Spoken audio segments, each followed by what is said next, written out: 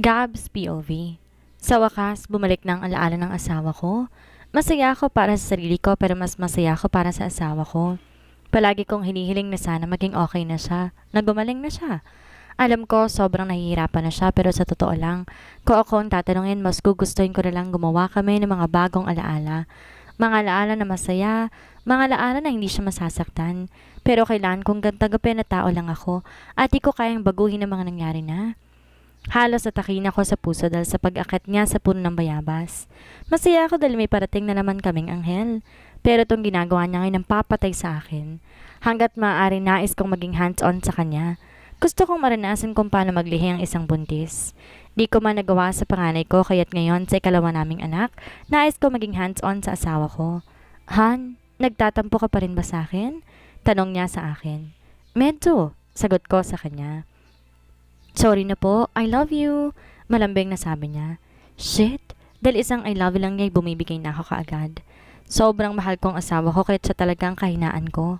I love you so much, han. Malambing na rin sabi ko sa kanya. Napangiti na lang ako dahil sarap na sarap siya sa kinakain niyang bayabas. Habang nakaharap ako kay Olivia, biglang nagring ang phone ko. Nang silipin ko kasi nang tumawag, kaagad akong tumayo. Excuse me, honey, I need to take this call. Sabi ko sa kanya. Okay, honey.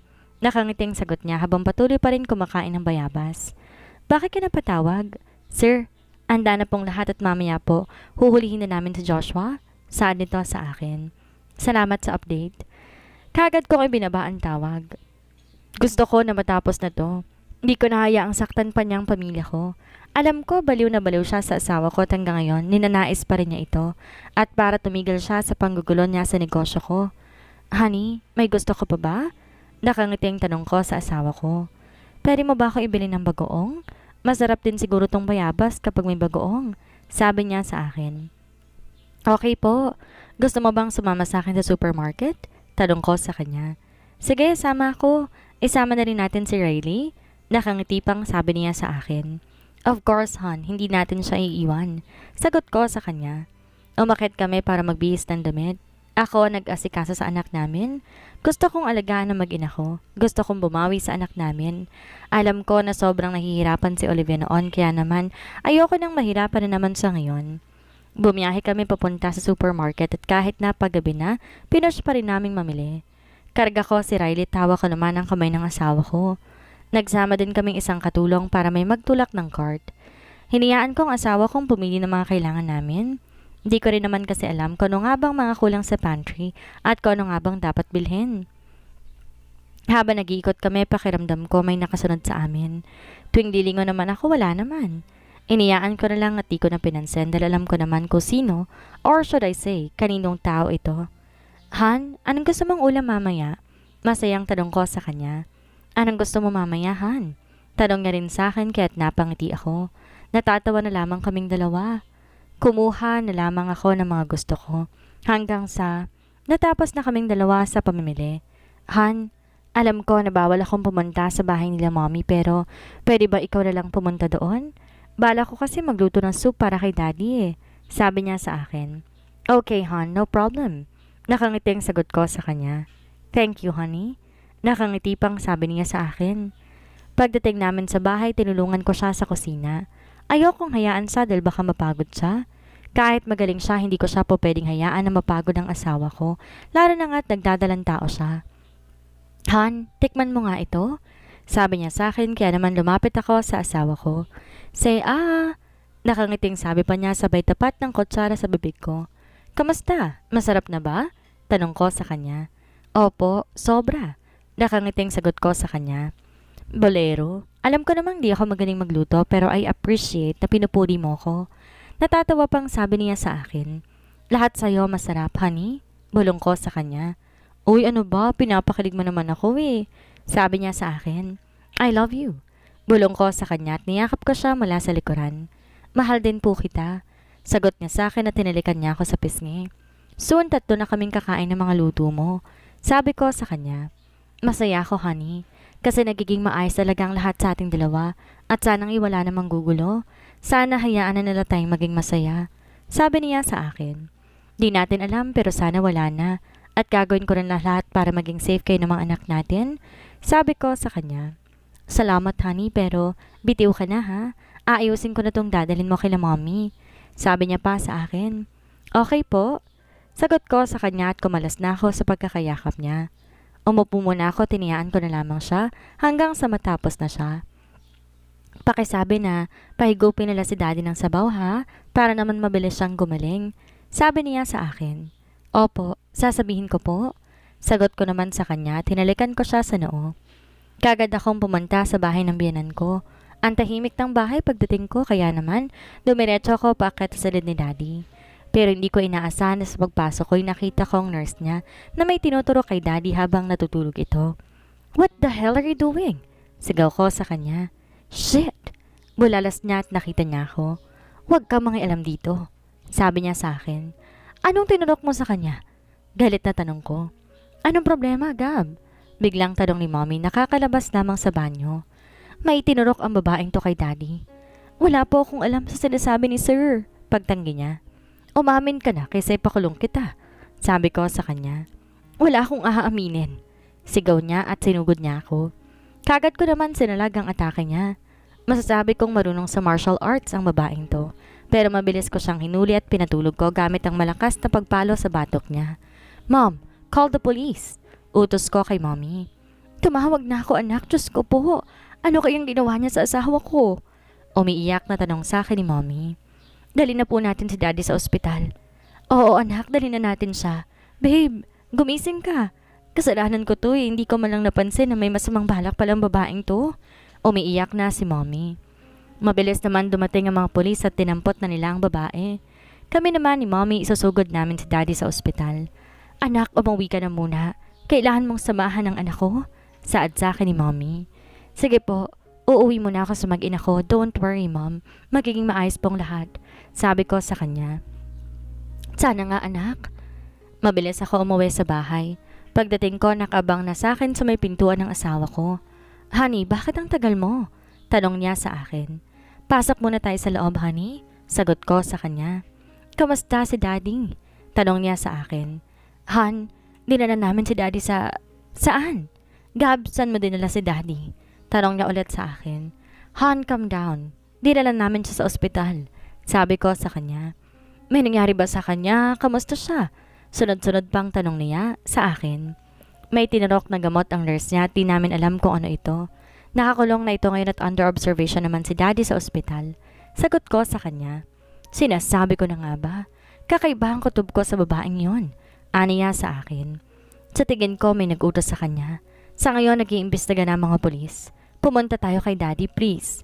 Gusto ko na sanang nasa tabi niya ako ngayon, Han. Sabi niya sa akin. Okay Han, pupunta tayo doon. Sagot ko sa kanya. Alam kong di magandang desisyon na dalhin sa doon sa ospital, pero ayokong magkaroon ng regrets. Lalo na hindi namin alam kung anong mangyayari sa daddy niya. Olivia's POV. Naiwan ako nakaupo dito sa living dahil umalis na si Gab para maghatid ng niluto kong soup sa bahay nila mommy. Habang naghihintay ako sa pagbalik ng asawa ko, binuksan ko ang TV dahil masyado nakakabingi ang katahimikan. Di ko inaasahan ang bubungad sa aking balita. Kasalukuyang inaresto ang anak ni Mayor Benilde. Ang anak niya na si Joshua Benilde, isang businessman at CEO ng Benilde Incorporated. Dinig kong sabi sa balita. Sir, ano pong masasabi ninyo? Totoo po ba mga paratang sa inyo? Tanong ng isang reporter kay Joshua. Walang katotohanan ng mga paratang nila sa akin. Alam ko na ikaw may pakananan lahat ng to. I will show you na mali ang paratang mo sa akin. Galit na sabi niya at alam ko kung sino tinutukoy niya. Sigurado ko may kinalaman ng asawa ko. Lalo na't narinig ko na nakaraan na si Joshua ang may kagagawan ng kaguluhan sa Bartel. Pinatay ko ang TV dahil naiinis lamang ako. Kahit sa ang channel si Joshua ang laman ng balita.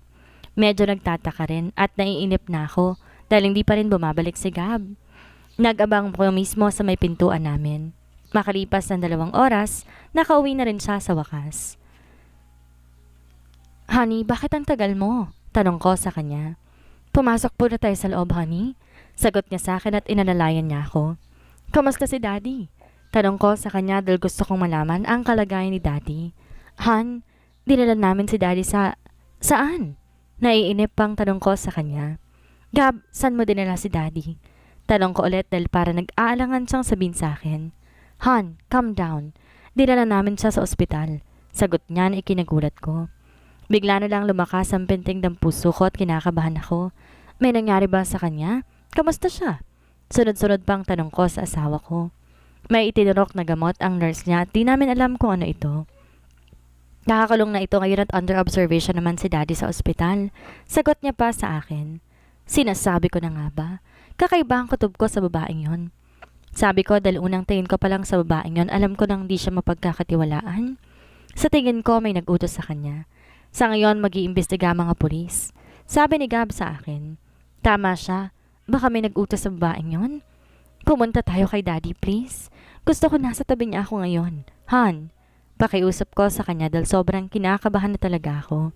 Okay Han, pupunta tayo doon. Sagot niya pa sa akin. Mabilis ako umakyat ng silid namin para magpalit ng damit at iniwan lang ako ng kasambahay namin si Riley. Panatag ako dahil alam ko mapagkakatiwalaan ko sila. Bumiyahe kami ni Gab papunta sa ospital. Halos tumakbo na ako papasok. Pagdating ko, nakaupo si Mommy taghihintay ng resulta. Mom, kamusta na po si Daddy? Tanong ko kaagad sa kanya. Wala pang resulta anak. Tulog pa rin siya hanggang ngayon? Sagot niya sa akin. Sana po'y walang mangyaring masama kay Daddy. Naiiyak na rin sabi ko kay Mommy. Yan din ang nais ko anak. Kasalanan ko to dahil hindi ko malang napansin na may kakaiba na pala sa kanya. Sana nung lagi siyang inaantok nagtaka na sana ako pero naging bulag ako. Umiiyak na sinisisi ni Mommy ang sarili niya. Mommy, stop blaming yourself. Dahil walang may gustong mapahamak ang Daddy. Hindi mo po kasalanan kaya huwag mong sisihin ang sarili mo. Sabi ko sa kanya. Pasensya ka na anak. Hindi ko lang mapigilan na magalit sa sarili ko. Saad niya sa akin. Mom, maging matatag kayo. Sa dami na nangyari sa buhay natin, di tayo dapat maging negative kasi wala yang maitutulong sa atin. Kaya natin to. Kaya to ni Daddy. Malakas siya at matatag. Alam ko na gusto pa niya tayong makasama na matagal. Matatag po tayo, lalo ka na, Mommy. Sabi ko sa kanya. Oo, anak. Sabi niya sa akin. Niyakap ko naman ang Mommy ko. Nais kong paramdam sa kanyang kasama niya ako. Di dapat kami panghinaan ng loob dahil naniniwala ko magiging maayos din ang lahat sa amin. Alam kong mapapagod din ang problemang lumapit sa amin dahil kung kami ang tatanungin, ayaw na namin. Pagod na rin kami. Lumabas ang doktor at takay nga kami na maluwag dahil pampatulog lang na gamot ang binigay. May natrace silang drugs pero base sa pagsusuri, matagal na yon at tinurok din yon sa kanya. Kailangan ko na lang maghintay na magising siya. Han, matulog ka kaya muna, sabi sa akin ni Gab. Sa bahay na lang, Han. Sagot ko sa kanya dahil hindi pa rin ako natutulog kahit madaling araw na.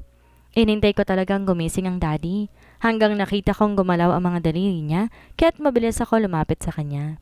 Dumilat siya kaya mabilis ko rin siyang niyakap. Thank God! Bulalas ko. Olivia? Tawag niya sa akin. Yes, Dad, ako nga ito, si Olivia. How are you feeling? May masakit ba sa'yo? Tanong ko sa kanya. Masakit ang ulo ko. Malat ang boses na sagot niya sa akin. Sabi ng doktor, normal na sumakit ang ulo mo, babe. Dahil sa mga gamot na paulit-ulit binigay sa'yo. Sabi ng Mommy kay Daddy. Magbabayad ang nasa likod nito. Sabi ni Daddy. Oo, hindi natin sila hahayaan pero sa ngayon, magpahinga ka muna para mabilis kang gumaling. Sabi ni Mommy kay Daddy. Anak, magpahinga ka na at umuwi. Hindi tayo po pwedeng magtagal dito. Sabi ni Daddy sa akin. Opo, uuwi po kami. Ihintay lang po kitang gumising. I love you, Daddy. Magpagaling po kayo. Sabi ko sa kanya. Opo, kahit anong gawin nila, hindi nila ako agad mabubura sa mundong to. Makikita ko pa mga susunod kong apo. Pabiru pang sabi niya. Malakas si Ninong. Malay mo, honey, magkaroon ka pa ng kapatid. Pabirong sabi ng asawa ko. Tumawa naman kaming apat. Panatag na ako dahil maayos na ang Daddy ko. Under observation siya at kailangan niya na mahabang pahinga. Nagpaalam kami sa kanyang uuwi na kami at habang nasa biyahe kami, nakaramdam ako ng antok kaya naman pumikit na ako. Honey, I'm sleepy na. Inaantok pang sabi ko sa kanya. Okay, hon. Sleep ka na't ako nang bahala sa'yo. I love you. Malambing pang sabi niya sa akin. I love you too and thank you. Inaantok na sagot ko sa kanya bago ako tuluyang gupuin ang antok. Kinabukasan tanghali na ako nagising. Laking pasasalamat ko naman dahil inalagaan nila na mabuti ang anak ko habang nangangapa ako. Han, bakit pumasok ka pa sa office? Alam ko puyat ka kagabi. Tanong ko sa kanya via video call. Sorry Han, may tinatapos lang ako. Uuwi ako na maaga. Sagot niya sa akin. I miss you na. Gusto na kitang makita. Can I go there? Tanong ko sa kanya. No, ako na ang uuwi. Uuwi na ako ngayon. Nakangiti pang sagot niya sa akin. Bili ka ng saging na saba. Yung ginagawang banana Q? Sabi ko sa kanya. At anong gagawin mo sa saging? Igigrill ko. Parang masarap yun eh. Nakangiting sabi ko naman sa kanya. Okay, Han? Sagot niya sa akin bago niya ibinaba ang tawag. Para kasi ako natatakam sa sabang inihaw. Mukhang masarap ang inihaw na sunog. Iniisip ko pa lang naglalaway na ako. Kaya naman nagabang talaga ako sa may gate dahil excited na ako sa pag-uwi ng asawa ko. At after 1 hour dumating ng asawa ko. Nakangiting bumaba sa kotse. Sinalubong ko siya na isang mahigpit na yakap. Mukhang na-miss talaga ako ng honey ko ah. Nakangiti pa ang tanong niya sa akin. Oo naman, bakit ikaw? Hindi mo ba ako na-miss? Tanong ko sa kanya. Na-miss naman po. Bakit may naman? Parang di ka pa sure. Naiinis bang tanong ko sa kanya? Honey, ewan ko sa'yo. Bigla ako nainis sa kanya kahit mabilis akong pumasok sa loob ng bahay namin. Maagang umuwi si Gab dahil namimiss na siya ng asawa niya at ganon din naman siya. Nais daw nitong kumain ng saba na saging, kaya naman dumaan muna siya sa palengke. Pero hindi niya rin inaasahan na sa pag-uwi niya maiinis to sa naging sagot niya. Napabuga siya ng hangin dahil naalala niya, buntis pala ito. Mabilis itong hinablot at niyakap mula likuran. Ayaw niya kasi naiinis o nagtatampo ito sa kanya. I'm sorry, hon. Huwag ka nang magalit. I miss you so much, honey. Malambing pang saad ni Gab sa kanyang asawa. Kasi naman nakakainis ka eh. Para kasing napipilitan ka lang sa sagot mo. Sabi pa ni Olivia sa kanya. Kahit kailan po. Hindi ako napilitan sa'yo. I love you, honey. Biis lang ako tapos mag-grill na tayo ng mga saba mo. Malambing na sabi niya sa asawa niya. Okay. Parang batang saad ni Olivia. Mabilis naman umakyat si Gab sa kanilang silid para magbihis. Pagkatapos niya magbihis, bumaba na ulit siya. Siya na mismo nag-grill ng mga saging na saba habang asawa niya ay nakaupo lamang sa tabi niya at mababakas sa mukha nitong excitement.